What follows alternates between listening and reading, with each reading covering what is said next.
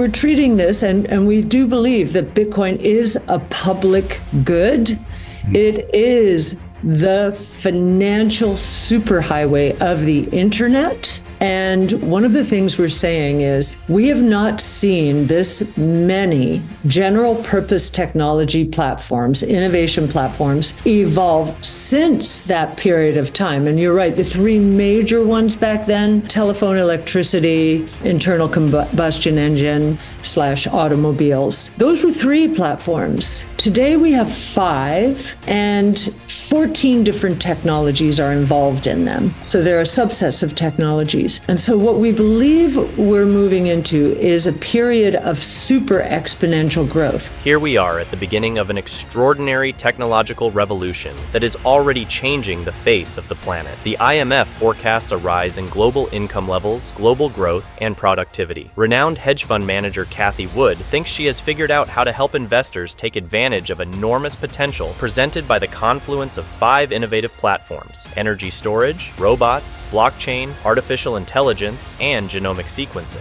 According to Cathie, these platforms will increase by an astounding 40% a year and reach a market value from $13 trillion in 2024 to $200 trillion by 2030. She believes that blockchain technology and artificial intelligence will revolutionize the way we work, live, and invest. By 2030, Cathie believes that cryptocurrency holdings will have grown to an incredible $1.5 million for Bitcoin and nearly $200,000 for Ethereum. In a recent interview, Cathie discusses ARK21 Shares Bitcoin ETF, highlighting the differences between her company's products. Follow us as we discuss the most important takeaways from this conversation and examine how investors might position themselves for significant rewards in the next industrial and technology revolution. The revelations she makes are not to be missed. Now, let's get started. There have been some surprises. We are definitely punching above our weight. I think that's clear. I think we're number 3, if we're excluding GBTC, which is ceding market share because of the fee difference primarily, then we are number 3 in volume. And volume is a good leading indicator for flows. It means we have one of the top 3 liquid ETFs. So it's BlackRock, Fidelity, and then ARK in terms of volume. So we're thrilled about that. We're not, I think we're number 4 in assets because I know there are a few institutional flows into other funds, but and whereas ours are all really retail funds. Well, one thing I'll start out by saying is we've been researching Bitcoin since 2014. Actually, before that, I started in 2011 at another firm. But since we founded ARK, 2014, we wrote our first blog in 2014.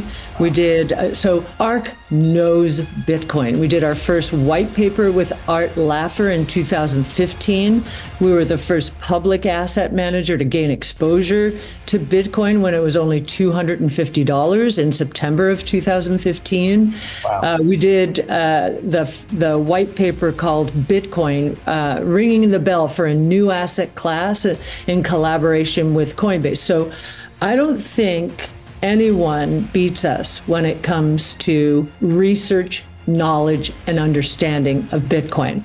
That's very comforting for advisors and individuals. There are 2 other things that we think are very important and will be especially so for the wirehouses, the Morgan Stanleys, the Bank of America, Merrill Lynch's, the UBS's, the Wells Fargo. And that is, we have partnered with 21 Shares, which over the last 5 years has evolved the infrastructure and operations through booms and busts, through forks and airdrops and halvings.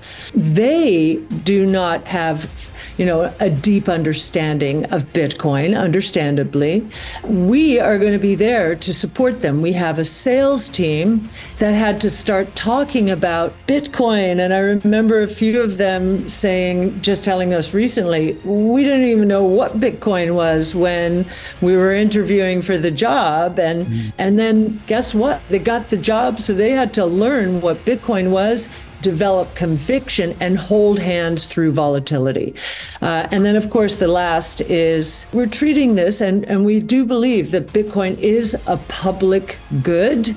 It is the financial superhighway of the internet, and we have priced it accordingly. We want to make sure that everyone has access because we think it is a very big idea. Cathie Wood expressed excitement about ARK's position, being among the top 3 liquid ETFs, alongside BlackRock and Fidelity. She pointed out that while institutional flows have preferred other funds, ARK is presently 4th in terms of assets, mostly driven by retail funds. Regarding ARK's expertise with Bitcoin, Wood highlighted the company's substantial investigation that dates back to 2014. When Bitcoin was barely $250 in 2015, ARK was the first publicly traded asset management to become involved with the cryptocurrency. Wood emphasized that ARK has a thorough grasp of Bitcoin, which she thinks is comforting for both people and advisors. Wood brought up ARK's collaboration with 21 Shares, stressing the latter's development in Bitcoin-related operations and infrastructure during the previous 5 years. She said that not everyone is an expert on Bitcoin,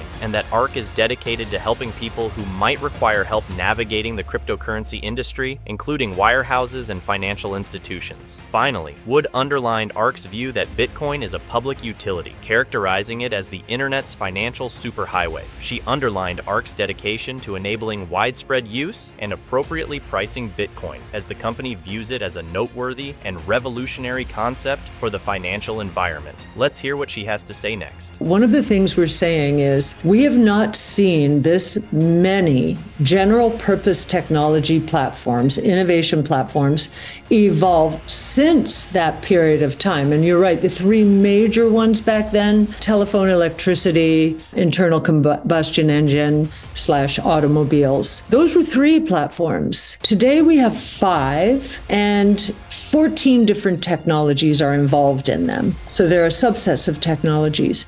And so what we believe we're moving into is a period of super exponential growth. So if you look at the period from the early 1900s to today, the average growth rate of the global economy, real GDP, including China, has been 3% on average. Now, if you go back and you look at past periods of technological breakthroughs, the steam engine and so forth, each time growth rates in the global economy jumped. I think we got from 0.6% to 3%. That was the jump to get us to that 3% for the last 100 and some odd years. If we're right, these 5 platforms will create a boom in productivity, a magnificent wealth generation opportunities, and could take GDP growth up to 6, 7, 8%. Nobody believes that now. They think we're crazy when we say it, but we are putting the building blocks together, of these platforms now that they are moving into prime time, each one having their own S-curve. So AI and Bitcoin, we did a Bitcoin brainstorm. It was our second Bitcoin brainstorm with, I don't know if you know Rod at Bitcoin Park in Nashville, Tennessee. And it was the convergence of Bitcoin and artificial intelligence. Because of convergences like that, we think that these S-curves are feeding each other and will get us to those growth rates. The history of technology is it's a net job creator over time. You just don't know what the jobs are going to be. For example, in the early 90s, the early days of the internet, did we have any idea that Uber and Airbnb would exist? It wasn't even possible to comprehend it, but they could not exist without the internet, right? So I think the kinds of jobs we're going to be seeing are very interesting. Already in AI, we're seeing a new category of engineers. They're called prompt engineers. Just now that we're not going to need as much coding and development, AI will do that for us. We just need to become linguistically very precise. And so I think linguistics is going to become more important as a job as well. So different kinds of jobs. In the short term, sure, you're going to see some displacement. I mean, we think most food deliveries will be done by drones and other robots, right? Ultimately. So those delivery jobs might disappear. That is why it's so important. And it's one of our missions and values to educate people. So instead of universal basic income, what I would encourage is that read up, educate yourselves, figure out if you're in harm's way, if your kind of job is going to be displaced, and then figure out which of these major platforms you want to get involved with. Cathie Wood talked on how general-purpose technology platforms are growing in popularity right now and compared it to previous technological revolutions. She mentioned that there are 5 main platforms, with subsets of 14 distinct technologies in each. According to Wood, this indicates a period of super exponential growth, which surpasses the historical mean of 3% for world GDP growth. Wood emphasized in particular how various platforms interact, giving instances such as the combination of artificial intelligence, AI, and Bitcoin. According to her, these synergies, symbolized by S-curves, will reinforce one another and could drive global GDP growth to previously unheard of rates of 6-8%. Though skeptical, she expressed faith in the fundamental components of these platforms as they approach prime time. When it came to the effect on employment, Wood talked about the possibility of temporary job displacement, particularly in industries like food delivery, where automation, such as drones and robots, could be extremely important. She emphasized, however, that history demonstrates how technology has created new career categories like prompt engineers and AI. Cathie Wood suggested that education be prioritized above a universal basic income. She urged people to become well-informed, evaluate how it may affect their careers, and look for career options in the leading tech platforms of the future. If you want to see more videos like this, make sure to subscribe and let us know your thoughts in the comments section below.